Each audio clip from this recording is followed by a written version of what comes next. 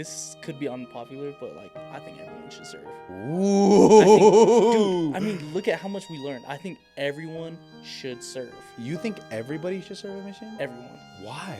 It's literally teaching you another side of life that you wouldn't be able to experience If you don't serve. if you don't serve. Wow. Because it's Hey, like that's pretty big. it's really time you're able to take away and just spend it with God. Even if you come home early, dude, I don't knock that at all. I mean, Yeah, obviously, like right. I think it's a time served, not a served time. I feel like God's not gonna come down on you and say, No. "Did you serve your 2-year season today? Did you serve?" How often do you think about your mission? More now than lately. I think about it a lot more in times of grief, for sure. Ooh, interesting that in times of grief, in times of sorrow, when you're struggling, you think back to the time when you were a missionary. Yeah. Kind of crazy, huh?